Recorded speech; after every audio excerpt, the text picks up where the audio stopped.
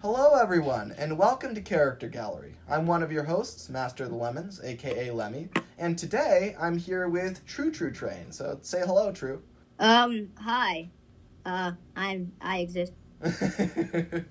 So today we're going to be talking about. I think these are going to be really interesting characters to talk about. The slip coaches.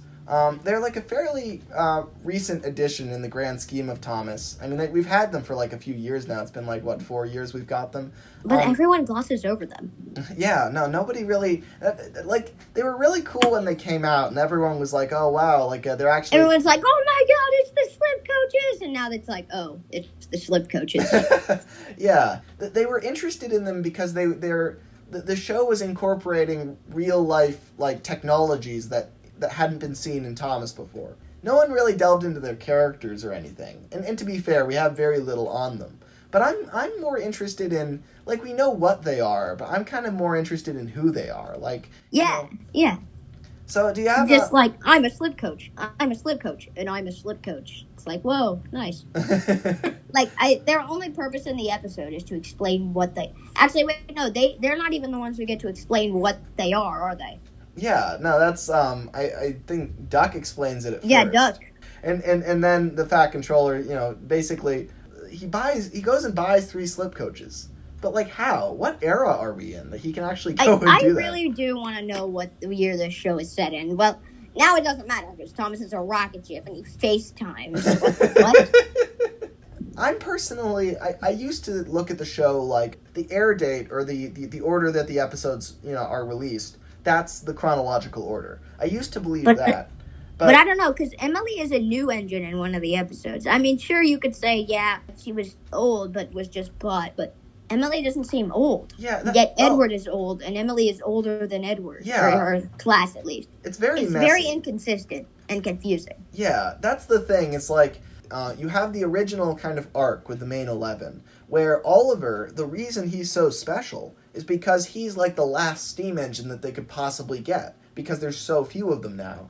And then we get a bunch of them later. You just have Billy, Hank, Sam, whatever. Yeah. How do we explain the fact that, it's clearly said in the show that steam engines are hard to find after Oliver? I'm okay with kind of moving around where the episodes take place because, firstly, I think we're already meant to do that with Season 4. And secondly, I just think it kind of messes with... There's some contradictions in terms of how things work already with how the episodes are ordered right now. So for the slip coaches, right, the reason I bring up the chronology issue, I think for the slip coaches, I would place their episode... I might place it in, like, 1960. So I really don't know. Actually kind of works because the last... sadly, none of these coaches have survived to preservation. The last service took place in 1960. Yeah, so that would actually make sense. But there's a few problems with that. Firstly, you would have to make it so that the episode doesn't take place on Duck's branch line and would instead take place on the main line. Because back then, Duck didn't get his branch line until 1967. And so basically in 1960, he's still the pilot for the big station. He's still the yard center. So that's such a weird placement. So this episode has to take place in 1967 because the Little Western. Here's what I'm thinking, though, is the Little Western only has 3 stations, and only one of them is a through station. You've got a station at either end that Duck is definitely stopping at, and then you've got one in the middle. So the best that you could do is let one coach go, but then the others, they're still going to go with you. So you don't need 3, you need 1 at most. I guess you could send one. The one coach train. So that's all of that considered. That's why I think I would probably put Duck in the slip coaches in 1960, which really makes more sense for the episode when you think about it, because why is James on Duck's branch line all of a sudden for that episode? Yeah, that'd be weird. Yeah, so I think it's much more likely that James is originally taking them on the main line, and then Wait, Duck do they mention Duck's branch line in the episode? I don't know. It's definitely clearly intended to be on Duck's branch line because they show Bluffs Cove and like they show locations that are on Duck's branch. If they actually do mention it, then theory kind of does fall, you know? Well, yeah, but there's a lot of, like, I'm kind of willing to ignore little things like that. Like, I'm looking to preserve the general story, right? It's kind of like we ignore stuff about Thomas all the time. We don't need to come up with a theory for why James's face looks so different in the CGI series than the model series. We just accept that there's contradictions, right? Actually, my theory is that the model series takes place after the CGI series and James is older. So when Duck gets his branch line in 1967, Oliver brings Isabel and Toad. Fat Controller goes and buys Alice, Mirabelle, and Dulcie. And wait, so did the slip coaches just get straight up replaced, or does Duck have a lot of coaches? That's what I'm wondering as well. Is like, what happened to the slip coaches? Is it because there's really no place for them then? If you've got all of those auto because coaches. If you're not going to have the Great Western coaches on the Great Western, the line where the whole branding is, it's the Great Western Railway again. I almost wonder. Did they get scrapped? I don't think the Fat Controller would do that. The Fat Controller wouldn't do, yeah. What if Duck and the Slip Coaches does take place in 1960, but Last Train for Christmas takes place in, like, way later, like in 1980, and that's after Duck's branch line opens, and the reason that they're covered in snow in the big station yard is because they haven't been used in years. Like, oh my god, that's so morbid, but makes so much sense. Yeah, like what if, maybe it's like Judy and Jerome, right? Where they're kind of just sitting there waiting to be used, but they've just, like, fallen out of use because, like, you got, like, Rocky came along and basically replaced Judy and Jerome. And they don't get scrapped, of course, but they're still there. And then I feel like at some point then you'd get a story where the slip coaches would finally get used again, like, where they'd actually find a place for them. Like kind of like what they did with Jerome and Judy. Yeah, and it makes sense that they're in the Knapford station yard too, because that is kind of in the TV series at least, that's the terminating station for Duck's branch line. So it's like if they ever needed them, they would come and get them there. Like that's the right place to store them if you were going to go and use them. But they just never come and get them because they're always there in the yard. Like that's actually really sad. That's like. Really? It's like Duke all over again. Yeah, and they're so chipper about it. Yeah, again, like Duke, and it just makes it so sad. It is interesting. Well, good job. We managed to put a depressing spin on some characters that have only had less than 10 lines. Yeah, that's this show in a nutshell. That is awesome. I love this show. These are the types of discussions I love to have. Is when we take a character that we don't know that much about. And then we find a good way to kind of flush them out. And I feel like this is the type of thing that would be really interesting for the slip coaches. So then I wonder, it's about time we talked about them as individuals. It's because there's 3 of them, and they clearly have different kind of voices. So they're not all carbon copies. They're different people. Do they have names? They don't, but I feel like we should name them because you know what? I'll give them some legit names. I'm gonna say that just in order of how they appear in the train, from first to last. The first one is he's got sort of a neutral English accent like this, and then the second one, she talks like this, and she's got this sort of proper English accent as well. And then the one at the end, he talks something like this, and he's got a very grand British accent, and he says things like capital idea. Flying Scotsman. Yes, he's honestly a lot more different than the first 2.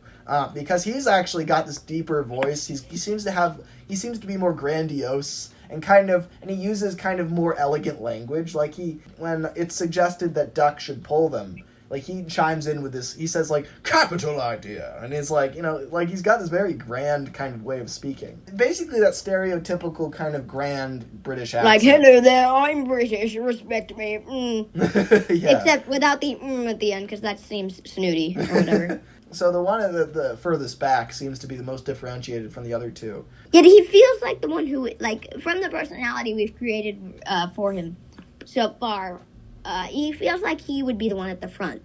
Honestly, he does. Yeah, he said. But he's the way at the back. He talks, because you could have that voice, but not talk with that cadence where you're very he sounds like he's very grand in the terms he uses. They were all built by the same people. They came from the same place, and yet this guy is saying capital idea and using terms. Well, the other 2 are yeah, that's an okay idea. He's capital idea. Yeah, I feel like he's he's just kind of more showboating than the other two. I don't know if he'd be necessarily. He doesn't feel arrogant. Like, look at his yeah. face. Yeah, I definitely don't think he's arrogant. I think he seems like the Flying Scotsman, the Railway Series one. Yeah, where he's just kind of got this he's got this grand presence, a big personality and big mannerisms. Like, it feels like he's got this voice, but sometimes he doesn't have to be talking like this. He can be chill sometimes. It would be interesting because I feel like the first two of them are probably they're kind of more introverted, but then the last one he seems to be more extroverted. So it'd be interesting seeing them react because I feel like if the three of them were like maybe they haven't been painted in a very long time and they're feeling kind of upset about it, right? I feel the back one would be like there to cheer him up. Yeah, and I also feel like he would. Maybe that's why they're so chipper about it, after being left in the siding, because the back one's enthusiasm keeps them all positive. Like the first two are really kind of sad about not being used for so long, and the one in the back. You mind if I make like a video once I have my slip coach customs? Oh yeah, absolutely. I would love to see somebody finally do something with that. Because this seems like such a reasonable explanation for everything. Like, have them just being sad in the siding or in this engine shed, and then the other first two are like, we're never going to be used again. Yeah. And then the back one will be like, don't worry, I'm sure Duck or another engine or somebody will come to take us out on a run. Yeah. Sometime, I think he might even, I bet he would even be, he'd be so extroverted, he'd probably even be, maybe he would, sing sometimes and kind of get their spirits up, and maybe he'd tell jokes. He'd really just have a really big personality and get their spirits up. They're all, really sad and stuff. Yeah, he would keep their spirits up because he's just got that energy and he's got that positivity. The middle one... wait, if you want to keep talking on the back one. Because we'll get back to him if we want. He has such a big, good personality. Like, there's so much we could squeeze out of him. Yeah. But the other two are just kind of... There's something. I think the thing is, I think they're good foils to the back guy. Because the thing is, the two at the front are kind of the opposite. They're more introverted and more... I feel like if they hadn't been maintained in a very long time... They would never complain to the Fat Controller, even though they're very upset about it. Whereas, the one at the back would be like, excuse me, sir, do you think you could get us some oil soon? And then the Fat Controller's like, what? Oh, so sorry, I completely forgot about you three. And then... oh my God, it's just so blatant. Sorry, I totally forgot about your existence. And then the guy at the back is just like, you see... It pays to be the squeaky wheel, and the other two are just like, oh, all right, you're right, and yeah, you're right, and that sort of thing. The front run doesn't seem. I don't know. I just took a really good look at his face. He looks really hyper. Like he feels like the young one. He feels like Thomas. Like he's super duper hyper and really wants to do stuff. Yet, if you really hit him with an insult, maybe, his soul will just be totally crushed. Yeah, I like that idea. Maybe that's why he's like one of those people who pushes everything negative out of his mind. He's like, I am so cool. I'm the coach at the front. I'm awesome. I get to see everything. But we haven't been out in a long time. And it's like, no, I refuse. We'll be out again soon. That type of... Yeah, he's got kind of a very radical personality where it's like he's very excited and high energy when he's out on the main line. But then when he's in the siding, he's really down because he has really high highs and really low lows. And so it's kind of like when you're just in the middle of the day, you're so preoccupied with everything, and then you lay down at night and then you just think, I'm gonna die one day. Yeah, it's just a total drop. And that makes me think that maybe the one in the middle, maybe she's kind of the mediator. She's shy. She feels shy. Just look at her face. Well, I'm wondering if she mediates things because the thing is, oh yeah, you've got. I'm picturing I think maybe she might be kind of the cynical one, or maybe more the realist. She's the realist of them. Where I kind of see that. At first, I saw just kind of somebody who was shy, just kind of looking at her, but. She does kind of feel like a negative one. Yeah. I don't know why. I'm thinking kind of maybe in between the two. The one at the front, he's just totally really depressed, freaking out when they're in the siding, right? The one at the back, he's totally fine. He's like, oh, we're going to be fine, 100%. Don't worry. I'm not worried at all, right? Yeah, he's cool. And the one in the middle is like, all right, well... We might be okay. Yeah, she's like, we're not going to be scrapped, but at the same time, we're not getting out anytime soon. And I don't know. She feels calculated. I don't know why. She feels like... Slap a pair of glasses on that slip coach, like big nerd glasses. Yeah, I can see that. You've got her personality, like, personally, I believe that we have like a 6.25% chance of being moved and a 1.2% chance of getting scrapped. That's so great. With the conclusion of my calculations, I think that would make her Duck's favorite then too, because that's so great Western. Is like that kind of like mathematical. That calculatedness. Like they would just get along so well, and maybe Duck would even be a little frustrated by like how high energy the one at the front can be, and how kind of high energy, but in a different kind of more showboating way the guy at the back can be. Duck would kind of get exhausted. And then the one in the middle kind of balances things out, and Duck's like, thank you. Like he's just, happy that like she's there to kind of mediate things. But I can also kind of see where Duck and her would clash a little bit, because they think so similarly. But have you ever met somebody that thinks so similarly to you? It's scary. Yeah, and then you kind of have to start arguing because you think so similar, like you have a plan that the other person knows isn't going to work because they think so similar, and they just kind of argue about it. It feels like that. Like, if they got lost, Duck would be like, well, back on the Great Western, they said to always go north. But then, and then the middle coach would be like, but, like, she would have some contradiction. Like, but the Great Western way is to make sure that the passengers are comfortable, so let's go this way because the passengers would be happier. That would be really interesting. Like, they're both super dedicated to the Great Western way, but, like, they're kind of focusing on different elements of it. So it's, like, they're very similar but different at the same time. Yeah, I feel like she would definitely be his favorite. She's there to balance out the other two. But at the other time, she would kind of get on his nerves because she would kind of challenge his authority for decision making. Yeah, that's true. And then Duck would be like, listen, I'm the one at the front. I make the decisions. Maybe even she makes a few points that are like more accurate to the Great Western way than Duck's are. Yeah, and then Duck would be like, quack! That's great. Everyone's thinking that Duck is the most Great Western engine that is possible on this railway, and then you bring. But what about the most Great Western coach? Yeah, exactly. It's like you bring in another character that's even more. They could have an argument over who's more dedicated to the Great Western.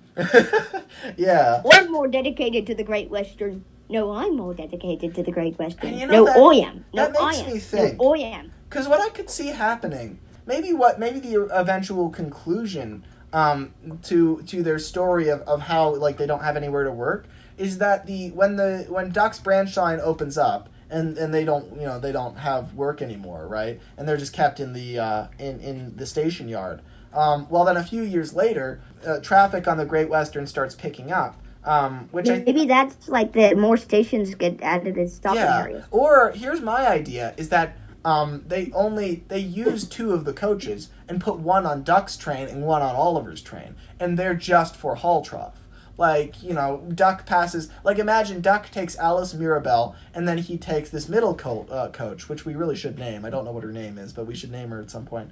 And then, so Duck takes the middle coach, right? And then drops her off at Hull Trough on his way to Orlesboro West. Wait, did we name the back one?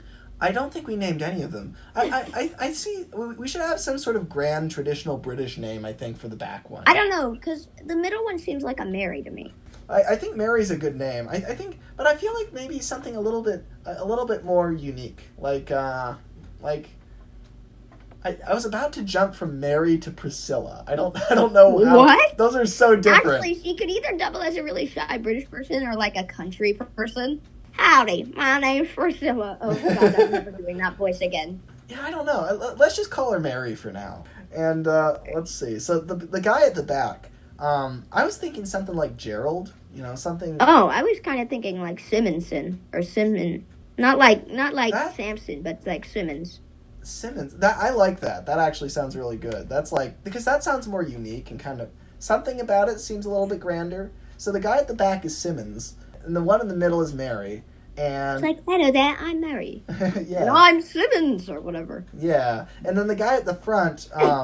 You need to give him an excited name, because Mary's the kind of more normal one. Yeah, she's kind of the more balanced of the three. And then, so it makes sense that she would have a relatively chill common name. Yeah.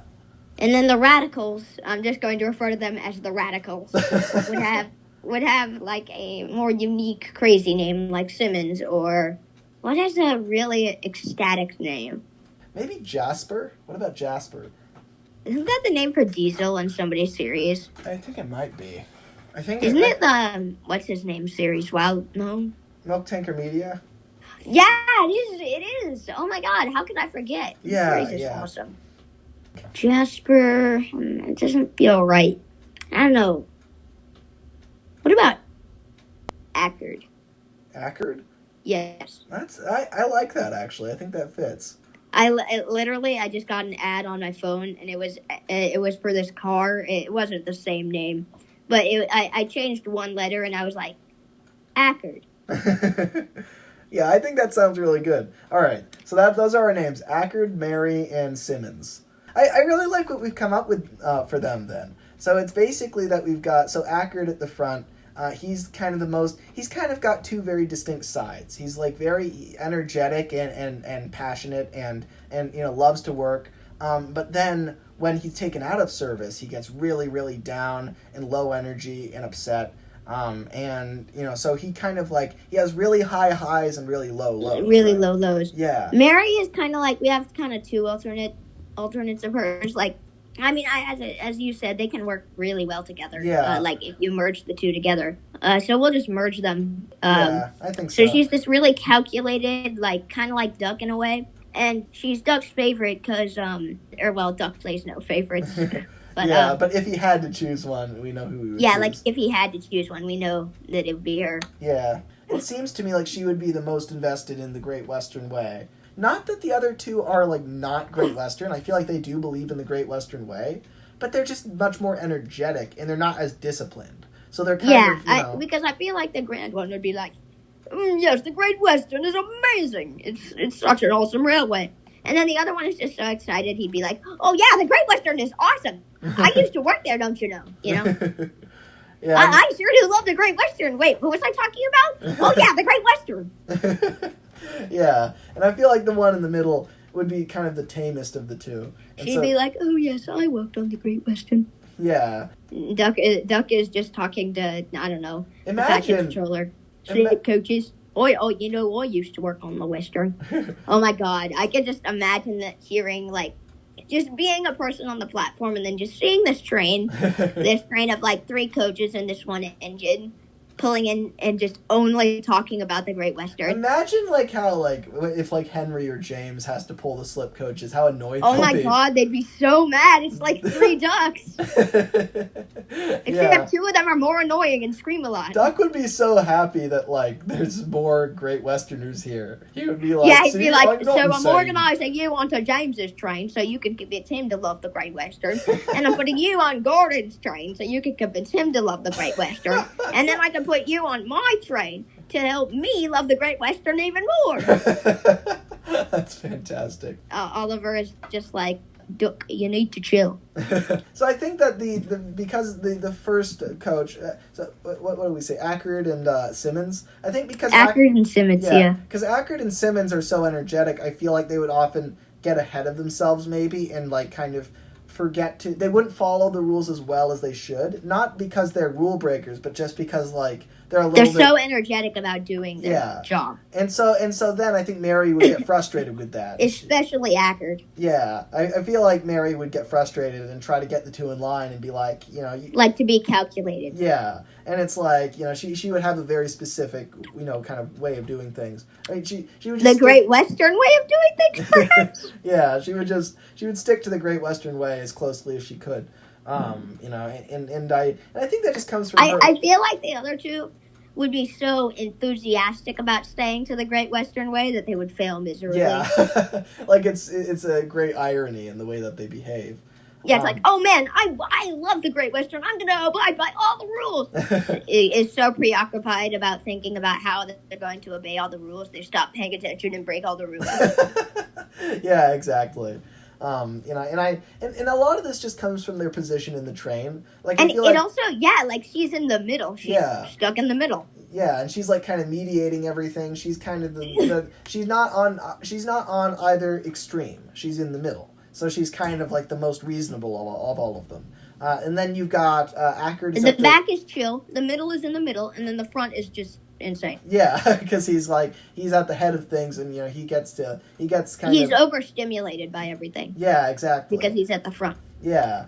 I don't know. I feel like we've definitely developed Mary and Simmons a lot. I don't know. I feel like Ackard is underdeveloped. But then again... I think Ackard is just a simpler character is the thing. Yeah, he's just really excited. Yeah, well, I don't think he's necessarily just excited. And I feel like sometimes. I feel like he's both. And low lows. I feel like his lows are just as important as his highs. So if I were to it makes him a better person. Yeah, so if I were to describe him as excited, I don't think that would really capture him fully. I think that he's both, right? It's sometimes he responds with really a lot of positivity, and sometimes he responds with a lot of negativity. And so I feel like he's even constantly though the slip coaches are very untapped characters, and we've certainly made a lot of scenarios today. Like, I wasn't expecting this. I was expecting to be like, well, they're slip coaches. That's it. It's like that's the episode. Enjoyed. We came up with a lot more than I had originally anticipated. Yeah. But I feel like Ackard is one that we said a lot about him, but I feel like Ackard, he could have some really deep character moments, depending on if your series has deep emotions like that. But like, he could either be the most cookie cutter excited character you wanted and just have him be sad sometimes, or you could have him really have like some really good emotional moments. Yeah, no, I think so. I think he has a really big range because of that kind of up-down mentality that he has. He could be super duper bland or the most fleshed out character. Yeah, like he's just very, very responsive to his situation, where it's just like he'll have a very I like versatile characters like that. Like Mavis, in a way. Yeah. Like, 1 minute Mavis will be screaming at you for doing something stupid, and then the next moment she's like, oh, good job. I feel like even though Simmons is the one who's kind of keeps everyone's spirits up and kind of makes everybody happy in difficult times, because Ackard can't do that when he's struggling with something. He's just too low to do it. I feel like Ackard is the one who's actually kind of driving everyone to do stuff and gets excited about stuff and wants to kind of, he wants to be on that special train, or he wants to take that new route or whatever. And he's gonna kind of push everyone to say, hey, let's do it. Let's, this will be fun. Whereas Mary, I can see something where they're like, there's this special train that specific coaches get to be on. Yeah. And then he's like, oh, I want to go. And then maybe Mary is like, we're slip coaches. We can't go on trains with regular coaches, Yeah, and Ackard wouldn't care and would keep pushing forward. Yeah, and then Ackard would be like, well, guess what? We're going anyway. Or maybe he would come up with maybe he would get an engine to help him either disguise as a regular coach, or just get them to shunt them onto the train. Yeah, that would be great. Oh, and then he could even learn. You could either have it be fun, and then have the other two be like, "Yeah, this is cool. We can do this from time to time." Or you could have this type of thing where it's sometimes you have to kind of know your limits, and then have the train disconnect because they're slip coaches. You could have either kind of message at the end. Yeah, either of them. Some of them could have been one of them could have been know your limits for and moral for Ackard. And then for Mary, sometimes it could be to try new things. Yeah, no, that's a great message. And that could work I think the interesting thing about Simmons is that I think while he has a lot of passion for life, and he is he has kind of a grand perspective on things, and he has a lot of positivity, and he's the optimist of everybody, even in difficult times, and probably even not the most knowledgeable, but the most life experienced. I feel like somehow Simmons has more life experience than the other two. Mary's I don't know why. It just feels like that. Mary is the most. His face looks older too. Yeah, and I think it's just based on his voice and the fact that it's deeper and sounds grander. And it's Mary, I think, is the most intelligent and knowledgeable about the rules and about and I feel like she's kind of the sharpest. But she doesn't know everything. She's not as experienced with life as Simmons is. Even though she has more knowledge on how to deal with specific situations, she doesn't know as much about life as Simmons does. And I think Simmons kind of will help the other two through difficult times because of that. But what's interesting is, while Simmons is excited to try new things, I think he's pretty content with his situation usually. He just kind of makes do with what he has. And Yeah, so, it's just like, oh, we're in this siding now. That's cool. yeah, and he just kind of makes the best of that situation. Whereas Ackard would actually kind of want to change his situation and might not be able to, but he's actually going to long for greater things. Whereas Simmons is just going to make the best of the situation that they're in. And then Mary, Like, I feel like the only thing that would inspire, like, Simmons would be cool with sitting in the siding, but I feel like the thing that would make him want to be, there for his, I'm going to call them siblings. Yeah. The thing that would want to make him be there for the siblings is seeing them so distraught. Yeah, he would feel devastated for them, and so he would. Yeah, do everything so he in his would be power. positive for them. He doesn't really care. Yeah, like he's just kind of like he's the type of character that can sit in a siding for 50 years, and then they come and get him, and he's like, "It's been a while, hasn't it?" And, that's it's like, what year is it exactly? Yeah, exactly. Whereas the other two aren't Duke like would that. get along great, actually. Yeah, they really would. Like, I think Duke would have a lot of respect for Simmons if he got to talk to him. And then Mary is kind of the mediator. And the interesting thing about her is I feel like when they're in the siding, she would be really upset too, just like Ackard is. But she would kind of be hiding it. Like, she would try to stay strong. But because that's the Great Western way. Yeah, exactly. But she would be just as upset as Ackard is. It'd be kind of but because they're siblings, I feel like it'd be kind of see-through. Yeah, no, they would be able to tell, but she wouldn't want them to be able to tell. And then like that kind of, are you all right? Yeah, I'm fine. Yeah. You don't look all right. I'm fine, man. Yeah, exactly. Get off my back, Mom. And I feel like Simmons, I see them kind of like Simmons is like the older brother, and then Ackard and Mary are kind of around the same age. I don't know. Ackard feels younger. Yeah. No, actually, I don't know. Ackard could even be older. The thing is, what I see is like I think Ackard and Mary are kind of.